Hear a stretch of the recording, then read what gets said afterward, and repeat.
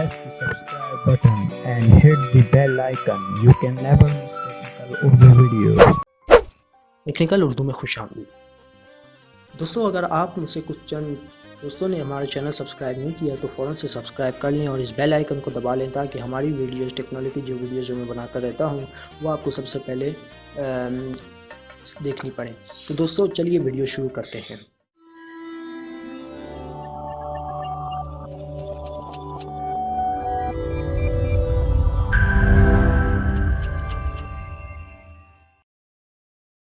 दोस्तों सबसे पहले आपने क्या करना है, अपने फ़ोन के डायलर पे आ जाना है।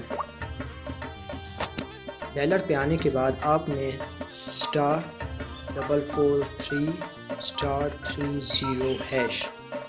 दोस्तों ये कोड आपने अपने जैज़ सिम से डायल कर लेना है। डायल करने के बाद आपका जो 1 GB रिप्लेसमेंट ऑफ़र है, जिन्होंने अपनी नॉर्मल 3G जैज़ की सिम को 4G में अपग्रेड करवाया है, ये उनके लिए कोड है, ये उन पे ही काम करेगा, सिंपल 3G सिम पे काम नहीं करेगा। तो दोस्तों ये कोड डायल करें, इंशाल्लाह आपका पैकेज एक्टिवेट हो जाएगा और फ्री 1 GB, वो भी 30 दिन के लिए।